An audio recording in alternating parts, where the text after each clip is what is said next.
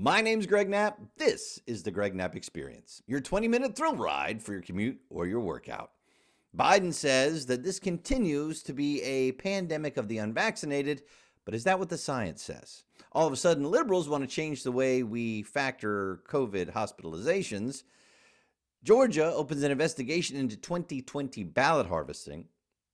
New York Magazine says the answer to inflation is price controls.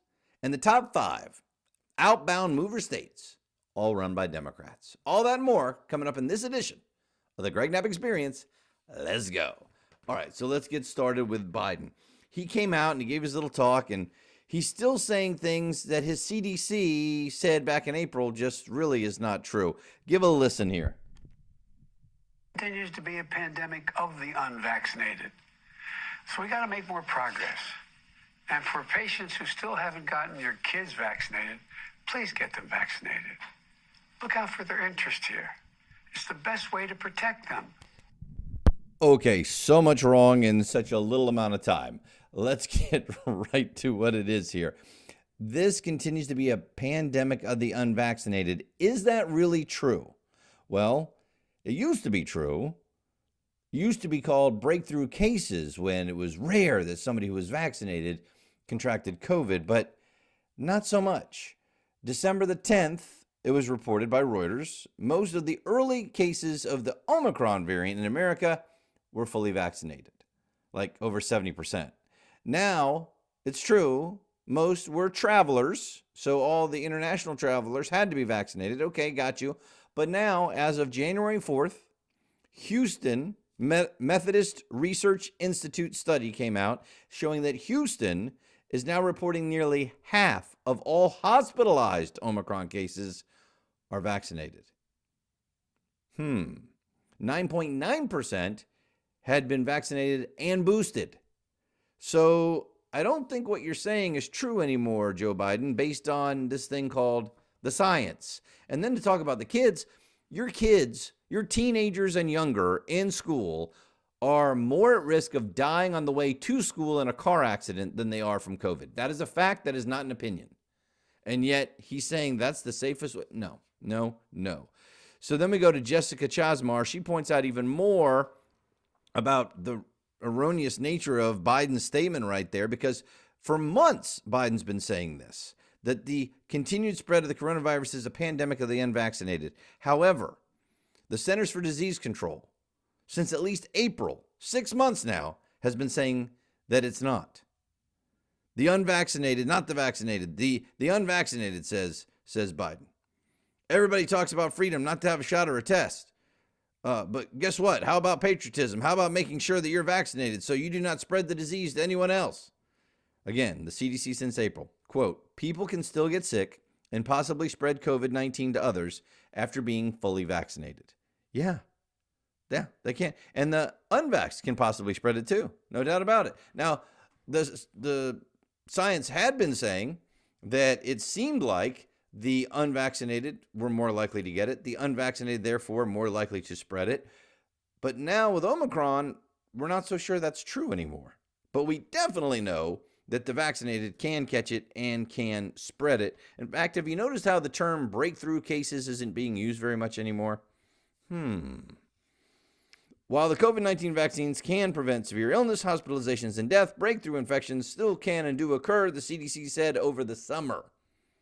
Again, CDC, in July, infections in fully vaccinated people happen in only a small proportion of people who are fully vaccinated, even with the Delta variant. However, preliminary evidence suggests that fully vaccinated people who do become infected with the Delta variant can be infectious and can spread the virus to others.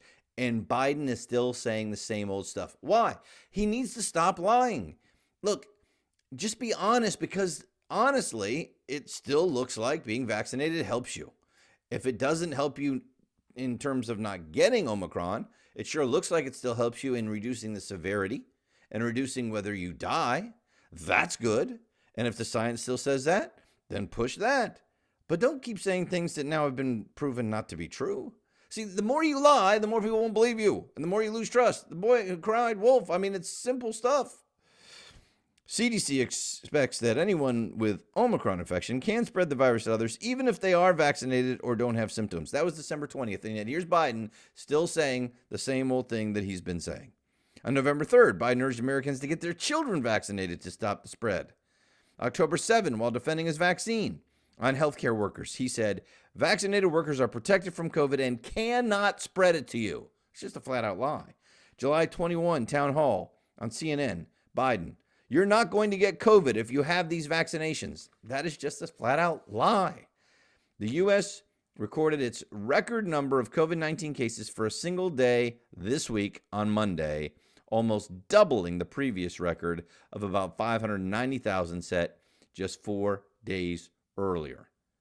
And by the way, 73% of the United States population is at least partially vaccinated now, 62% fully vaccinated, according to the CDC. And it's not just Biden. August 15th, Dr. Fauci told MSNBC, quote, vaccines prevent getting infected, prevent getting sick, prevent your hospitalization. That's just a flat out lie. It prevents some people. I mean, and yet, remember now, you're the one spreading misinformation. We got to get you off Facebook. So I'm going to tell you in just a second why so many vaccinated people are getting COVID-19, according to the AP, in just a second. But I'm asking you to be a part of this movement if you like the show. The movement is to push back on what the left is saying about America, that it's a horrible, awful, evil place, systemically racist and all that nonsense, and really show why America is exceptional and rally around that. And if you are all in on that, then please listen to the podcast, share it, subscribe to it, and like me on Facebook. It's the Greg Knapp Experience Facebook page. Thanks so much for being a part of it. I really appreciate it. Can't tell you how much. So this is from Laura Unger, the AP science writer. And she said, why are so many vaccinated people getting COVID-19 lately? Well, it's a highly contagious variant, this Omicron. Okay, I'm with her so far. Then she says people might mistakenly think that the COVID-19 vaccines will completely block infection. Wait, isn't that what they told us? No. But the shots are mainly designed to prevent severe illness, says Louis Mansky, a virus researcher at the University of Minnesota. That's a flat out lie. No. We were told the vaccines were being designed so that we would all get vaccinated and then nobody would get COVID anymore. And when they first rolled out, that's what we were told, remember? And then it changed. Now listen, I have no problems with things changing. I understand that you thought the vaccine had a 99% chance of stopping you from getting the disease, and now it's dropping down, and over time it wanes more, and it's not really a vaccine, it's more of a therapeutic. I get that things change over time. Just tell me the truth. It was not designed to prevent severe illness. It was designed to stop COVID. 2 doses of the vaccines or 1 dose of the J&J vaccine still offer strong protection against serious illness from Omicron. While those initial doses aren't very good at blocking Omicron infection, boosters rev up levels of the antibodies to help fend off infection. So here's this woman admitting that the initial doses aren't very good at blocking Omicron, and Biden's over there telling you this is just a pandemic of the unvaccinated, and you got to vaccinate your kids, and that's the best way to save them, and everything will be all right. COVID outbreak in Belgian research station in Antarctica. Now think about this. You're in Antarctica. There's nobody else around but you researchers. In order for you to come to Antarctica as a researcher, you must be fully vaccinated. You must have taken your test before you come. And yet, 11 of the 33 workers have tested positive. Well, what happened is someone went to South Africa in order to get to Antarctica and from their country of origin, but they were required to have their negative PCR test. Then they had to quarantine in South Africa for 10 days, then take another PCR test, and 5 days into a quarantine period. And then on the 6th day after arrival, the first worker tested positive for COVID. I can laugh because nobody's died, nobody's gotten severely ill here, but it's just hilarious that we're acting like we can stop this thing when we can't stop it in Antarctica with people who are fully vaccinated and people who have quarantined. The workers had all been fully vaccinated, with at least one having received a booster shot. Said all the cases have been mild. There are currently no cases at the station. I mean, it's great, but just stop lying about only the unvaccinated are the people who are getting it. It's just incredible. In fact, let me just tell you that one more time. had to grab my info again. On December 10th, over 70% of the early cases in America were fully vaccinated people. The new study that just came out from the Houston Methodist Research Institute, 862 cases, nearly half of all hospitalized Omicron cases in Houston were vaccinated people. 9.9% of them had been boosted. Fact, not opinion. Greg, are you saying not to get vaccinated? No, I'm not saying that. I'm saying, shouldn't we at least be able to talk about the truth of who's getting Omicron now and then start trying to figure out why? That's what science is supposed to do.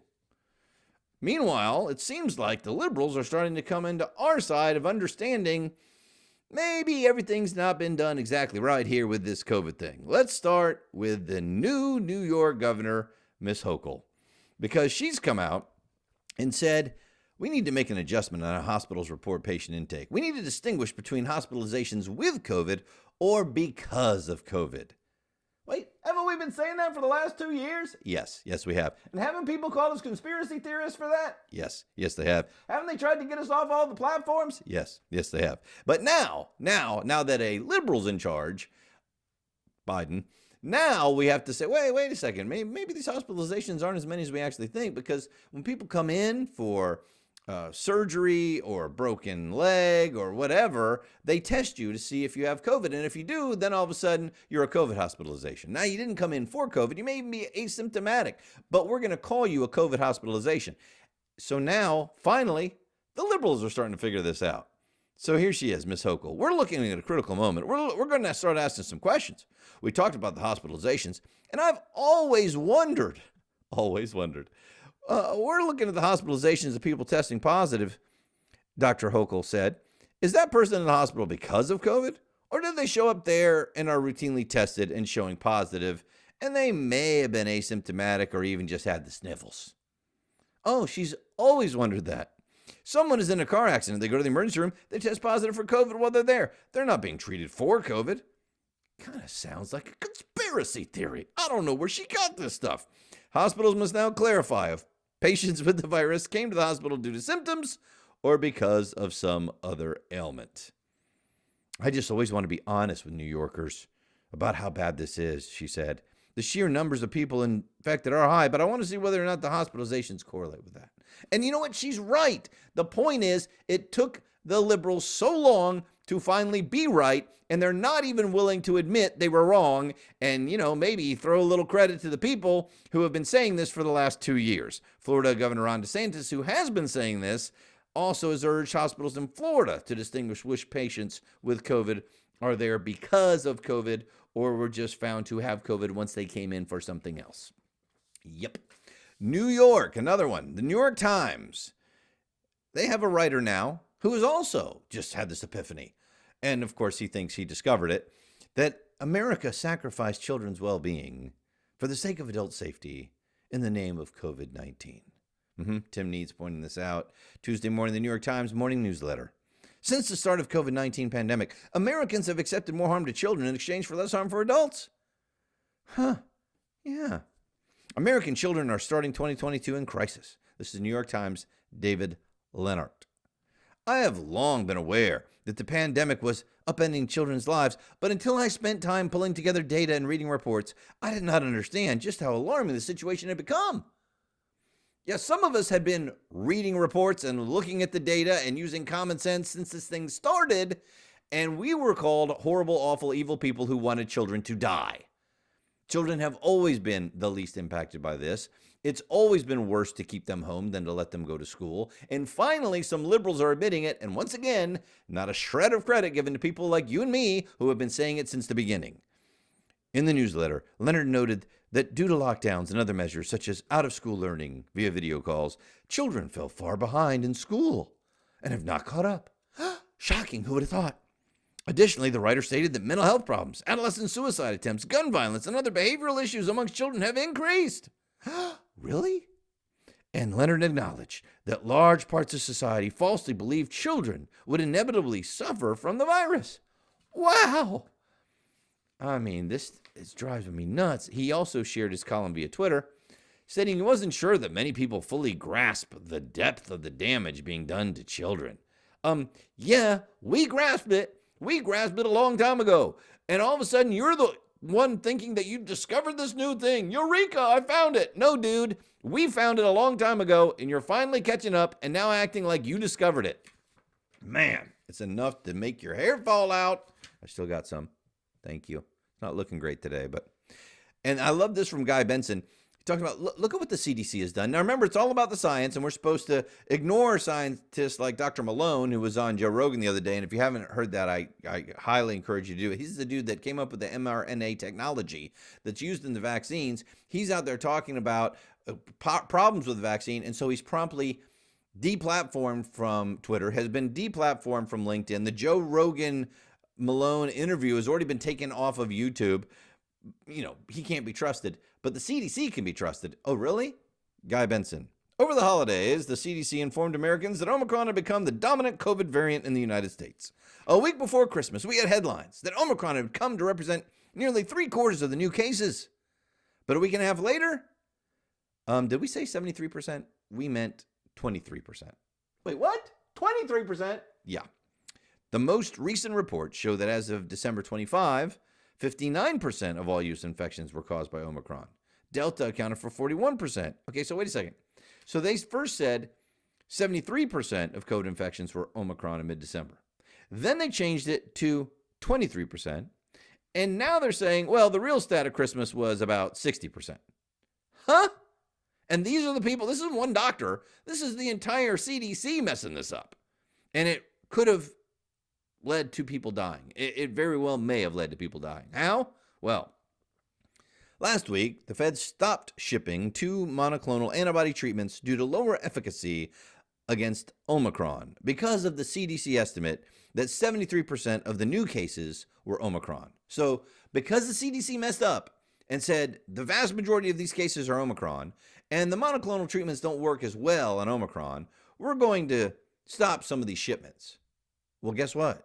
Most of those people still were under the Delta variant and could have really been helped by the monoclonal antibodies. We'll have no idea how many people died because of that. Thanks, Joe.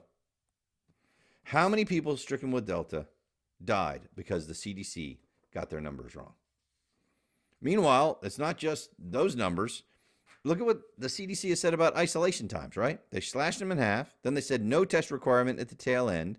And the new advice was based on, according to CDC Director Walensky, it really had a lot to do with what we thought people would be able to tolerate. Wait, what? I thought it was all about the science. Well, you know, whether people can tolerate it or not, that's part of the science. And now there's been pushback, so maybe we will include a test at the end. That sounds like more science. Yeah. I can't figure out why people are questioning what's going on here.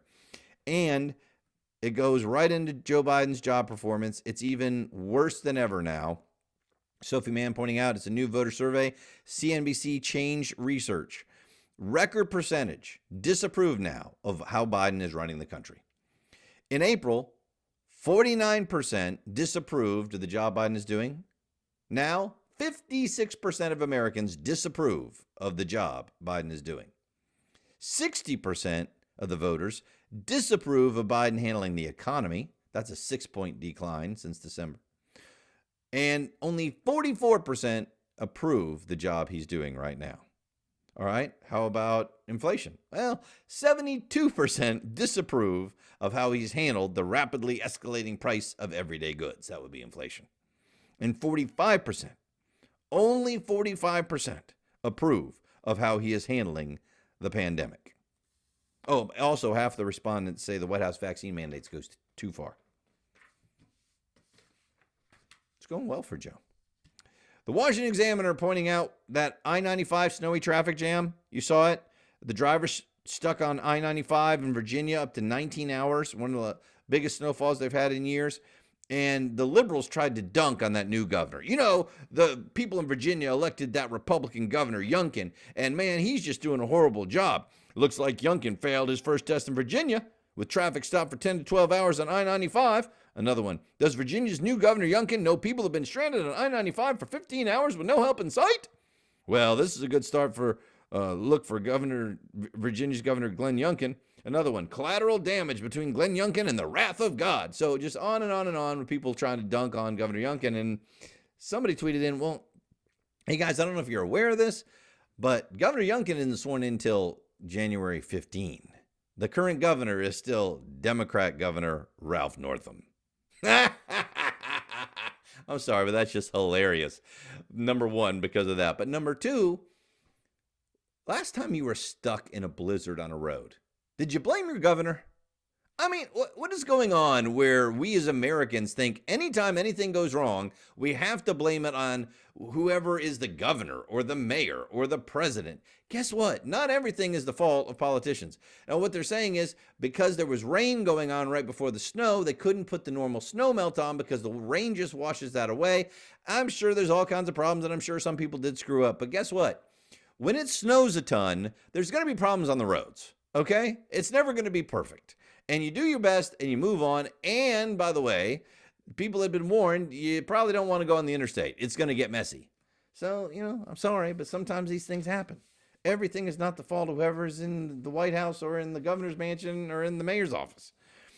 Georgia is opening an investigation into possible illegal ballot harvesting for the 2020 election. Oh man, listen to this. This is some amazing stuff. John Solomon reporting on this. Georgia authorities have launched an investigation into an allegation of systematic ballot harvesting during the 2020 general election in Georgia and the U.S. Senate runoff. And they're looking to issue subpoenas to secure evidence. That's from Georgia's Secretary of State, Brad Raffensperger. Now, remember, Raffensperger is not a guy that just said, yeah, Georgia blew it. Trump is right. Trump had the election stolen. He's been pushing back on Trump and saying, hey, look, we looked at everything, and there was no voter fraud. So this is not some far right-wing guy just doing whatever he thinks is going to make the people who think the election was stolen happy. He's saying, well, this looks like some serious evidence here that we got to look into. See, Georgia law prohibits third-party activists from doing the ballot harvesting. Now, why is that a bad thing? Ballot harvesting, you go around and collect the ballots from all these other people, and then you turn them in, the absentee ballots. Well, that means that you might have the ability to intimidate somebody into voting the way you want to as you're collecting the ballot. It means you may have the opportunity to tamper with the ballots. It's not a good thing. And that's why there's almost every state says it's illegal. Georgia law strictly prohibits it. The liberals have tried to get it legalized in many battleground states without success. They just lost a Supreme Court case on it. But according to interviews and documents, Raffensperger's office received a detailed complaint from a conservative voter integrity group, True the Vote. See, there's a bunch of conservative conspiracy. Well, you still got to look at the evidence here, right? It had assembled evidence that scores of activists worked with nonprofit groups to collect and deliver thousands of absentee ballots, often during the wee hours, to temporary voting drop boxes that were distributed around the state because of the pandemic. So the group informed the secretary, gave its evidence. It had video footage from surveillance cameras that were placed by the counties outside the drop boxes. And they kept seeing the same people coming in. We'll get to the details of that. They also used geolocation data from the cell phones of more than 200 activists seen on the tapes, purportedly showing the dates and times of ballot drop-offs. Well, that's not fair. That's not right. Did they break the law? Are they stupid on people? I'll get to that again in just a second. The group said it interviewed a Georgia man who admitted he was paid thousands of dollars to harvest ballots in the Atlanta metropolitan area during the November election and the lead up to the January 5 runoff for the Senate seats. Both, of course, captured by Democrats and the GOP control of Congress. Pretty big deal. The group does not allege the ballots delivered were fraudulent. They would have no way of knowing. But lawful ballots delivered by third parties to the drop boxes would still be illegal, according to Georgia law. So let's get to the details of what we were just saying about the evidence. True the Vote's complaint offered Raffensperger's office access to detailed phone records and surveillance video that they say show as many as 242 people repeatedly made trips to the drop boxes to deliver ballots. So look, if you're just voting for yourself, you make one trip and you drop off your ballot. If you keep going back, you're dropping off other people's ballots, which is ballot harvesting, which is illegal in Georgia. They described it as a mass ballot trafficking operation. The aspect of the complaint that the Secretary's office believed merited attention was the allegation the group had spoken to a man who admitted that others engaged in this, okay? Now, the FBI uses this tactic of the geolocation of the phones. They use it to solve crimes. They bought commercially available geospatial mobile device data showing the locations of suspected ballot harvesters' cell phones. Okay? Now, this is what this means. Kevin Brock is the FBI's former intelligence chief. He explained this. Mobile device data that identifies a smartphone's location is readily available and can be a useful investigative tool. Yeah, but you can't buy it. You're not the FBI. Oh, hold on. More than a few companies aggregate data that is linked to certain apps on the smartphone. When you or a user download an app, you agree to the conditions that allow companies to track your location. And most of this data is resold to advertisers. But when someone engages in illegal activity, it can be subject to subpoenas and other court order process. So you download an app, you say yes, you don't even read what you're agreeing to, and third parties can buy your data. And True the Vote bought the data. Nothing illegal about it. Man, that's kind of scary, isn't it? Really makes you think about how much you're being tracked everywhere you go with your cell phone. The phone data, bought by True the Vote, overlaid with video, suggested 242 people engaged in a total of 5,662 ballot drops, an average of 23 runs per alleged harvester, and they also have video of the people taking photos of themselves at the ballot drop-off box, and they think it's because that's probably how they got paid. They had to prove they actually dropped off the ballots. The group said many of the alleged drops, more than 40% of those observed on the tape, occurred between midnight and 5 a.m. Some brought so many ballots as they were stuffing them in, some fell on the ground. Now, I'm sure there's nothing wrong here. Nothing to see. Move along. New York Magazine, meanwhile, is claiming that the answer to our inflation, price controls. Who's afraid of price controls? This is a new article in the New York Magazine by Eric Levitz, and he said this is an unorthodox measure to combat inflation, but nothing else is working. All these measures have the potential for negative side effects and unintended consequences, changing interest rates and everything else. But the same can be said of raising interest rates. If policymakers reflexively presume the wisdom of conventional tools and dismiss the potential of unorthodox ones, we will all pay the price. So he's saying, we got to look at price controls. Price controls could really work here. What's a price control? Well, price control means that the government sets the price of a good. Maybe, I just grabbing things here now, but maybe if we stop spending other people's money and printing more money by the trillions, maybe that would slow inflation. Just an idea. I know it sounds kind of crazy, but no, price controls. Okay, wait a second. Price controls artificially change supply and demand. This isn't a theory anymore. We've seen nation after nation after nation throughout the last decades and hundreds of years, actually, that have tried price controls, and it always fails. And here's why it fails. You put a price control on, and so, more people go and buy that good because, hey, it's not that expensive. And then what happens? You run out of the good. You have shortages. Well, yeah, but if there's shortages, people will make more. Well, you know why people make more when there's a shortage? The price goes up. So the reward goes up. But if the price doesn't go up and you're really not making that much money at it anyway, why do you want to keep making it? Yeah, you get shortages. You get long lines. You get empty shelves. We've seen it time and time and time again. But no, this time it'll be different because we're in charge and we know how to do this. We can centrally plan everything. Right. Oh, this is a great one. The annual moving survey from United Van Lines is out, and the top 5 outbound moving states, all run by Democrats. And why are people fleeing? Cost, lifestyle, family, and job. The top 5, New Jersey. 70% of the people moving fled New Jersey. Of those involved in moves, 70% fled New Jersey.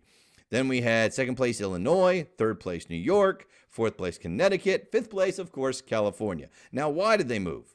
Like I said, they were giving the reasons of cost, lifestyle, family, and job. So let's break those down. Cost means taxes are way too high, cost of living way too high. Lifestyle and family means schools, lockdowns, crime. What a shocker. The top 5 outbound states all run by Democrats. My name's Greg Knapp. This is the Greg Knapp Experience.